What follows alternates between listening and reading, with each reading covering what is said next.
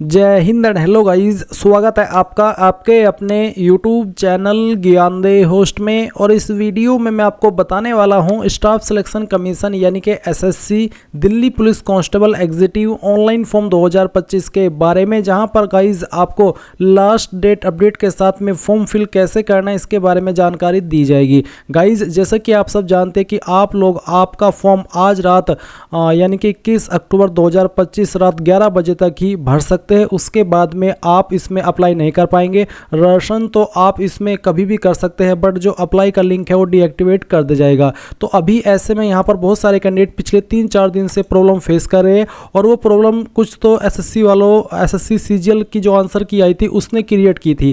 क्योंकि जब SSC CGL की आंसर की आई तो इतनी संख्या में एग्जाम दिया हुआ था एसएससी सीजीएल कैंडिडेट ने, तो वो एक साथ में वेबसाइट के ऊपर विजिट किए और वेबसाइट का 3-4 दिन तक सर्वर बिल्कुल ठप रहा। तो ऐसे में जो दिल्ली पुलिस कांस्टेबल एग्जीक्यूटिव का फॉर्म भर रहे थे उनका भी काम बिगड़ गया, वो भी अपना फॉर्म नहीं भर पाए, वो भी बार बार परेशान हो रहे थे। उसके बाद में क्या हुआ कि एसएससी सीजीएल की आंसर की तो व्यू होने लगी, बट जो दिल्ली पुलिस कांस्टेबल एग्जीक्यूटिव का फॉर्म भरे थे उनके सामने एक बग आ गया, उनके सामने एक एरर आ गया, जिसमें कि उनके सामने जब वो डिटेल्स फिल करके आगे बढ़ रहे थे तो अनडिफाइंड एरर आ रहा था, यानी कि आप आगे नहीं बढ़ पा रहे थे। कुछ कैंडिडेट एरर फेस कर रहे थे, कुछ को अनडिफाइंड एरर के नाम से एक प्रॉब्लम फेस करनी पड़ रही थी। अनडिफाइंड एरर का मतलब यही है कि सर्वर को भी समझ में नहीं आ रहा है कि क्या इशू है, क्योंकि वो इशू तब क्रिएट हुआ था जब भारी संख्या में कैंडिडेट ने विजिट किया था। तो ऐसे में आप यहाँ पर परेशान हो रही है। मैं आपको बता दूं कि अभी इस वक्त जब मैं वीडियो रिकॉर्ड कर रहा हूं, मैं आपको एक बार टाइम भी दिखा देता हूं कि अभी इस वक्त क्या टाइम हुआ है रियल टाइम।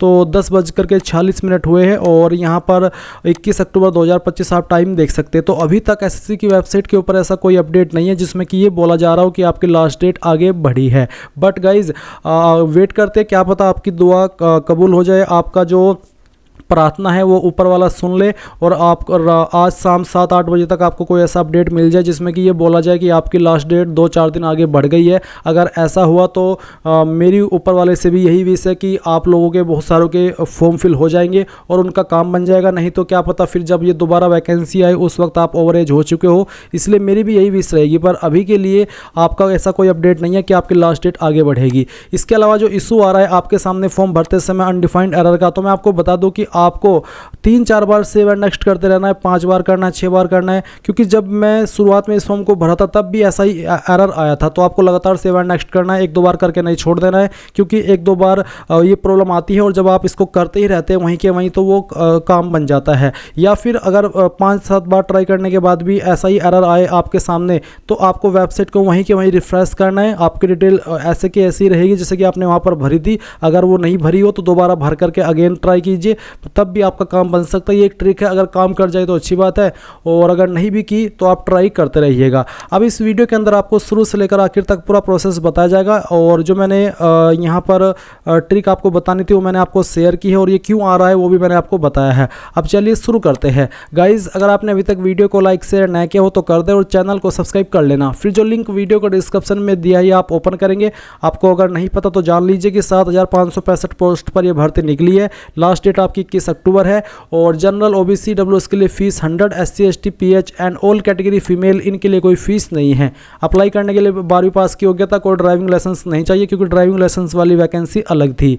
फिर इसमें एज लिमिट आप देख सकते हैं, आपका सिलेक्शन प्रोसेस, आपका फिजिकल मेजरमेंट टेस्ट, आपका फिजिकल इफिशिएंसी टेस्ट, उसमें क्या क्या होगा ये सब जानकारी यहाँ पर दी गई है। सभी जानकारी चेक करते हुए आप यहाँ पर एक वीडियो देखेंगे जो कि मैंने लाइव फोटो अपलोड करने को लेकर के, फेस ऑथेंटिकेशन को एंड सिग्नेचर अपलोड करने को स्पेशल बनाई थी। तो अगर आप इनमें कोई भी इशू फेस करते तीनों चीज़ में, आप एक बार इस वीडियो को वॉच कर लेना। यहाँ पर मैंने पूरा प्रोसेस मोबाइल से बताया करके, चाहे आप मोबाइल से भर रहे हैं चाहे फिर कंप्यूटर से, दोनों के लिए आप इस वीडियो को वॉच कर सकते हैं।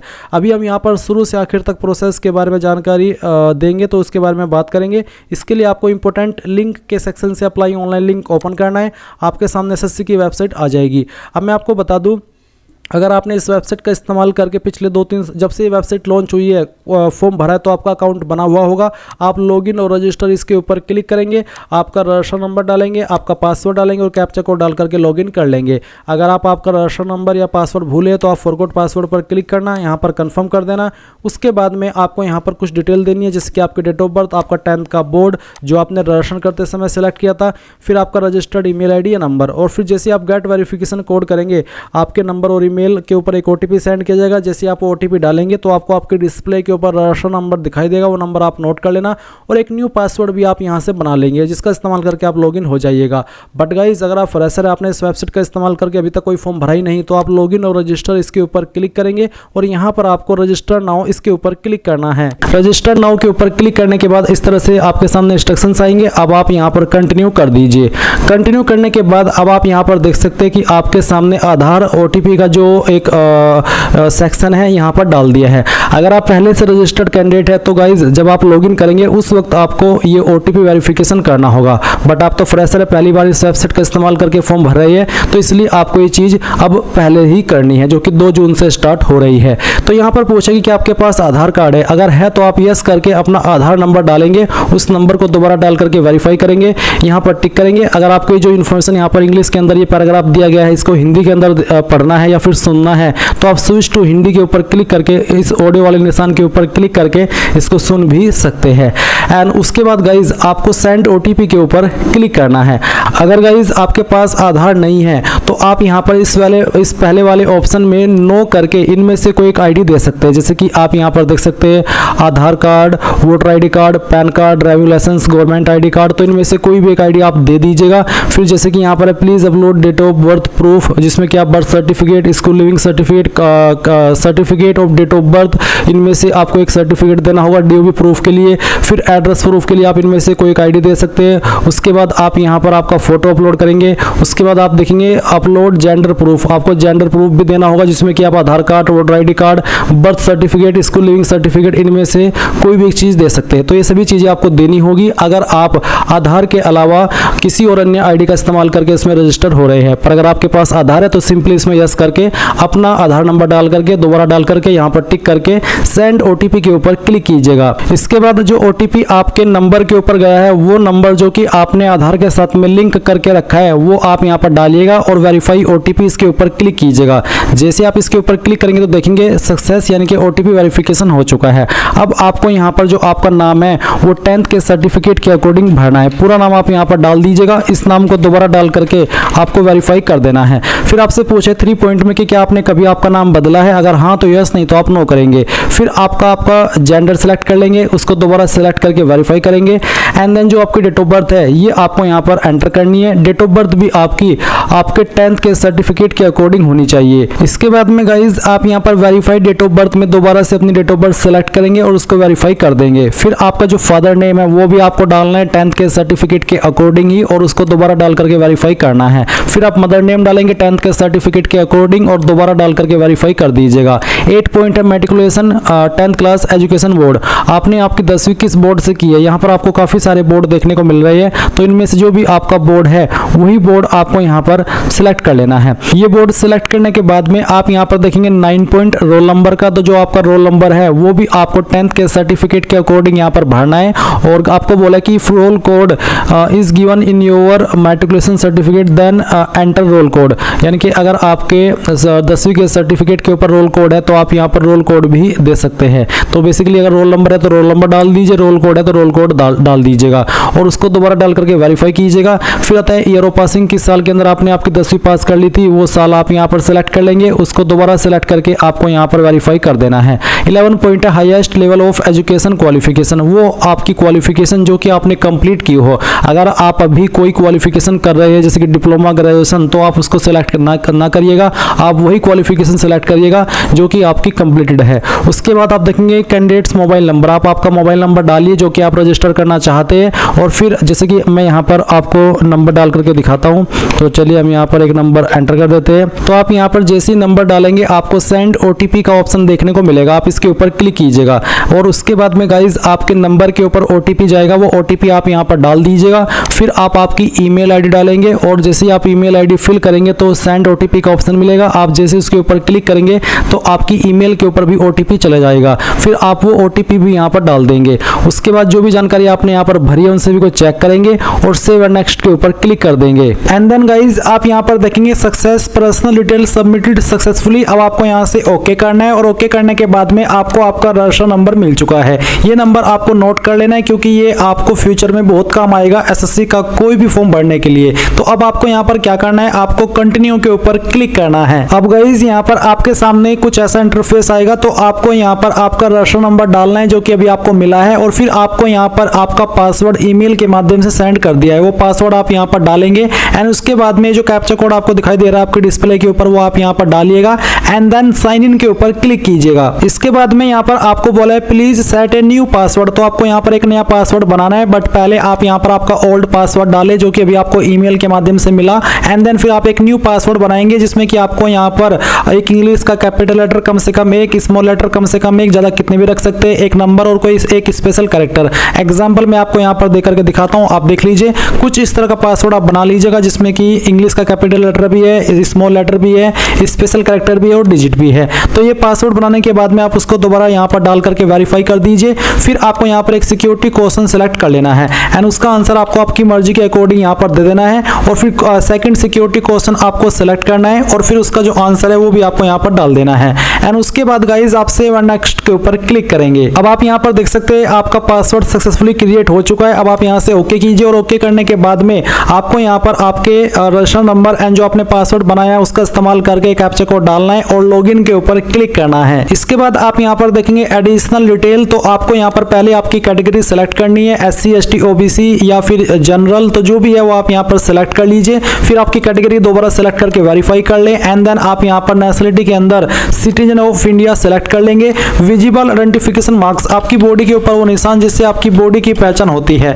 तो उस मार्क के बारे में आप यहाँ पर लिख देंगे। अगर नहीं है कोई मार्क तो आप नो मार्क लिख दीजिएगा। अगर आप विकलांग है तो आप इस वाले 5 पॉइंट में यस करेंगे, नहीं तो आपको नो करना है। फिर 6 पॉइंट में आपका जो परमानेंट एड्रेस है वो आपको यहाँ पर इस बॉक्स में लिखना है, और जो आपकी स्टेट है वो यहाँ से सेलेक्ट कर लेनी है, फिर डिस्ट्रिक्ट सेलेक्ट कर लेनी है, और उसके बाद में जो आपका पिन कोड है वो भी आपको यहाँ पर डाल देना है। एंड देन अगर आपका प्रेजेंट और परमानेंट एड्रेस एक है, अलग अलग नहीं है, तो आप यहाँ पर यस कर देंगे, और इसके बाद में आपको सेव एंड नेक्स्ट के ऊपर क्लिक करना है। अब ये जानकारी भी आपकी सेव हो जाएगी। अब आपको यहाँ पर ओके करना है, और ओके करने के बाद में आपके सामने डिक्लेरेशन है तो आप यहाँ पर टिक कीजिए, और इसके बाद में अगर आपने जो भी जानकारी भरी उनको चेक करना चाहते हैं तो आप यहाँ पर प्रीव्यू OTR इसके ऊपर क्लिक करके सभी जानकारी को चेक कर लें, और जब आपको लगे कि सभी जानकारी सही है तो वो भी आप यहाँ से डिक्लेयर के ऊपर क्लिक करके इस OTR को सबमिट कर देंगे। नहीं तो आप यहाँ से प्रिंट लेना चाहे तो आप वो भी ले सकते हैं। एंड देन फिर आप डिक्लेयर के ऊपर क्लिक कर दीजिए। इसके ऊपर क्लिक करने के बाद देखेंगे डिक्लेरेशन सबमिटेड सक्सेसफुली। अब आप यहाँ से ओके कर दीजिए। अब गाइज यहाँ पर जैसे ही आपका जो रजिस्ट्रेशन है वो कंप्लीट हो जाएगा, या फिर अगर आप पहले से रजिस्टर्ड कैंडिडेट है और आप लॉगिन करेंगे तो आपको यहाँ पर लाइव एग्जामिनेशन का सेक्शन देखने को मिलेगा।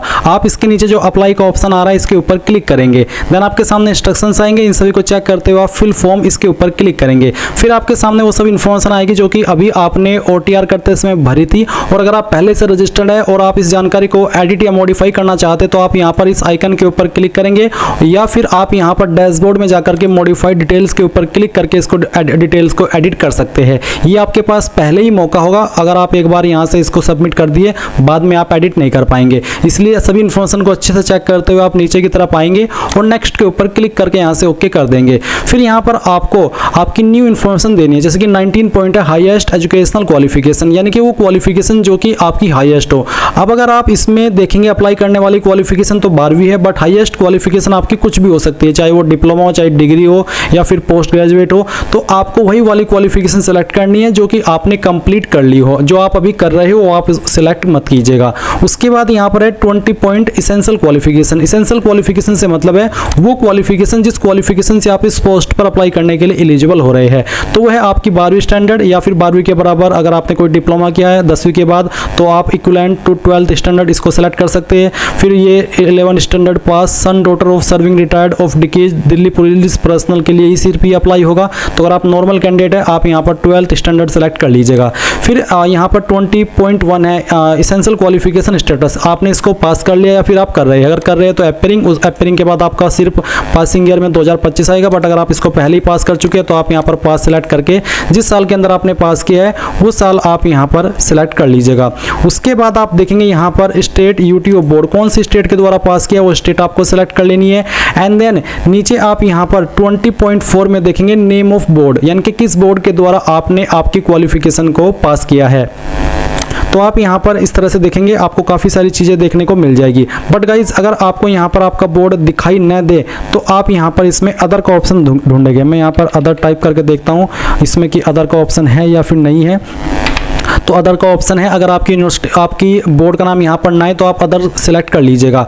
जैसे कि अगर मैं अदर सेलेक्ट करता हूँ तो फिर आप खुद से अपने बोर्ड का नाम यहाँ पर दे सकते हैं। बट पहले ध्यान दीजिए, इसमें अगर आपका बोर्ड दिया गया है तो आपको यहीं से आपका जो भी बोर्ड है 12वीं का वो सिलेक्ट कर लेना है। इसके बाद गाइज आप यहाँ पर देखेंगे 20.5 रोल नंबर, तो जो भी आपका 12वीं का रोल नंबर है वो आप यहाँ पर एंटर कर देना। फिर आप यहाँ पर आपकी जो 12वीं की परसेंटेज है वो एंटर कर देंगे। और अगर आपके नंबर CGPA के अंदर है तो आप परसेंटेज को खाली छोड़ करके CGPA वाला सेक्शन भर देंगे, यानी कि कोई एक चीज ही आपको यहाँ पर भरनी है। उसके बाद आप यहाँ पर सेव एंड नेक्स्ट के ऊपर क्लिक करेंगे। फिर गाइज यहाँ पर प्रोसेसिंग होगी। अब आपके सामने यहाँ पर एडिशनल इन्फॉर्मेशन पार्ट फर्स्ट आएगा। इसमें आपको कुछ सवालों के आंसर करने हैं। जो सवाल आपके ऊपर एप्लीकेबल है वही आप आंसर करेंगे। जैसे कि 21 pointed you possess OBC category certificate.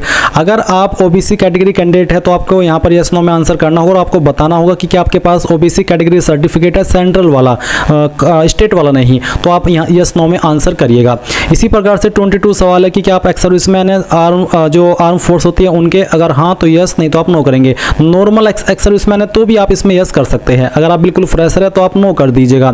फिर पूछे कि क्या आप एलिजिबल है स्पेशल कोटा जो कि एक्स सर्विसमैन को मिलता है और जो कि दिल्ली पुलिस का एक्स सर्विसमैन है उनको मिलता है। अगर हाँ तो यस, नहीं तो आप नो करेंगे। फिर क्या आप एक डिपार्टमेंटल कैंडिडेट है दिल्ली पुलिस के, अगर है तो यस, नहीं तो यहाँ पर भी नो कर देना है।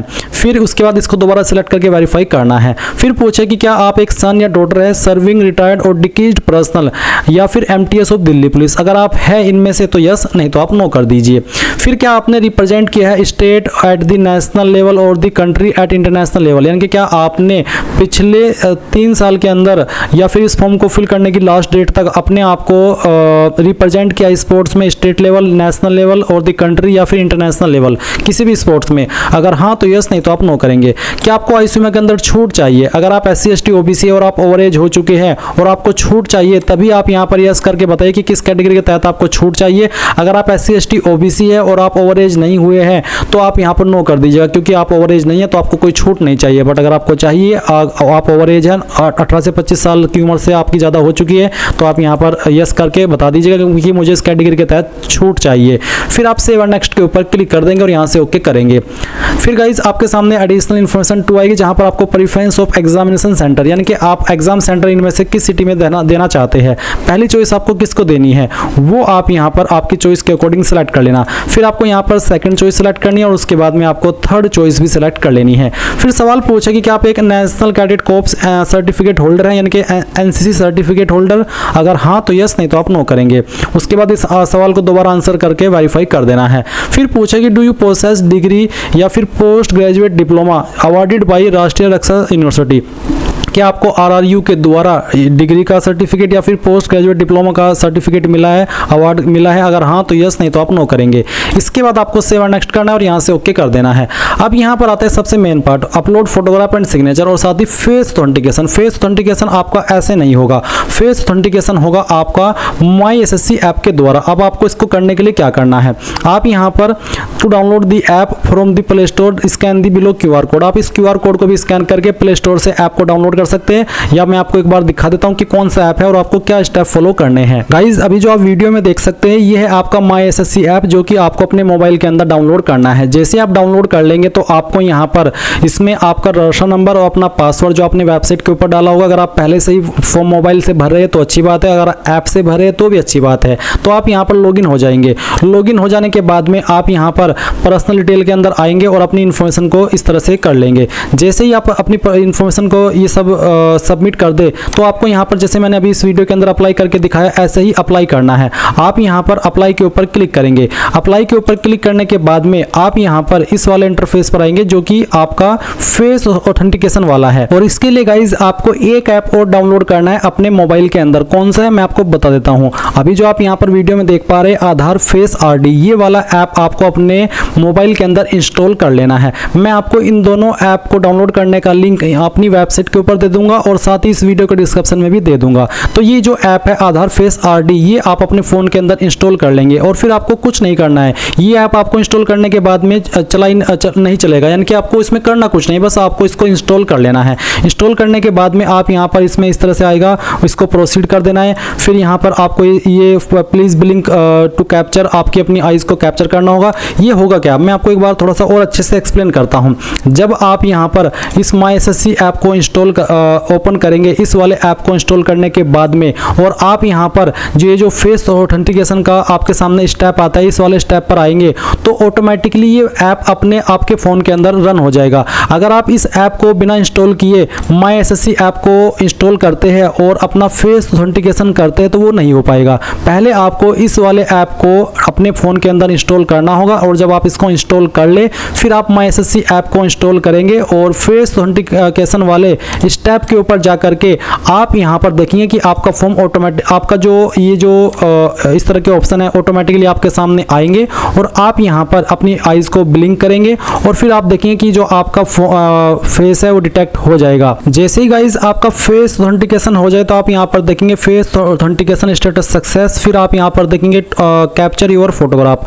आपको यहाँ पर प्लेन बैकग्राउंड के साथ में अपना फोटो कैप्चर करना है। Face is fully inside the rectangular area, और आपको कैप नहीं लगानी, मास्क नहीं लगाना, ग्लासेस या स्पेक्टल्स नहीं लगाने हैं जब आप फोटो को कैप्चर करें, और ईयरफोन्स या फिर कोई डिवाइस भी आपको नहीं लगानी जब आप फोटो को कैप्चर करें। तो आप कैप्चर लाइव फोटो इसके ऊपर क्लिक करेंगे, आपका जो कैमरा है वो ऑन हो जाएगा और आप यहाँ पर इस तरह से अपना फोटो कैप्चर कर लेंगे। इसके बाद आप यहाँ पर देखेंगे फोटो अपलोडेड सक्सेसफुली। अब आप यहाँ पर इसको सेव कर देना, और सेव करने के बाद में नीचे की तरफ आप देखेंगे अपलोड योर सिग्नेचर। अब आप आपका सिग्नेचर अपलोड करेंगे, इसका साइज 10 से 20 KB के बीच में रहना चाहिए, फॉर्मेट JPEG या फिर JPG का होना चाहिए। अब आप यहाँ पर अपलोड सिग्नेचर इसके ऊपर क्लिक कीजिए, और जहाँ पर भी आपकी सिग्नेचर की फाइल है वो आपको सिलेक्ट कर लेनी है। चलिए मैं यहाँ पर एक फाइल सेलेक्ट करता हूँ, इसको ओपन कर लेता हूँ, और यहाँ पर आप देखेंगे सिग्नेचर अपलोडेड सक्सेसफुली। इसके बाद जैसे ही आपकी दोनों चीज़ें हो जाए तो आप सेव एंड नेक्स्ट कर देंगे, और अब आपके सामने यहाँ पर आपके फॉर्म का फाइनल प्रीव्यू आ जाएगा। जो भी जानकारी आपने शुरू से लेकर अभी तक भरी है वो सभी आपके सामने है, और नीचे की तरफ आप आएंगे, सेव एंड नेक्स्ट के ऊपर क्लिक करेंगे, फिर आप यहाँ पर आई अग्री इसके ऊपर क्लिक करेंगे, और जो कैप्चा कोड आपकी डिस्प्ले के ऊपर आ रहा है ये कैप्चा कोड आपको यहाँ पर एंटर करना है। ये एंटर करने के बाद में आप यहाँ पर सबमिट कर दीजिएगा। सबमिट करने के बाद देखेंगे कि आपका फॉर्म सबमिट हो चुका है, और जो कैंडिडेट इस फॉर्म को SC ST and all category female से भर रहे हैं उनके सामने कोई फीस का पेमेंट नहीं आएगा, वो डायरेक्टली अपने फॉर्म का प्रिंट ले सकते हैं। और गाइज अगर आप जनरल OBC है तो आपको पहले फी पेमेंट करना होगा। जब आपका फी पेमेंट हो जाएगा उसके बाद ही आप अपने फॉर्म का फाइनल प्रिंट आउट ले पाएंगे। तो गाइज इस प्रकार से आप SSC Delhi police constable online form 2025 भर पाएंगे। आई होप ये प्रोसेस आपको पसंद आया होगा। कोई सवाल डाउट रह गया हो तो आप कमेंट के माध्यम से पूछ लीजिएगा। Thanks for watching. जय हिंद।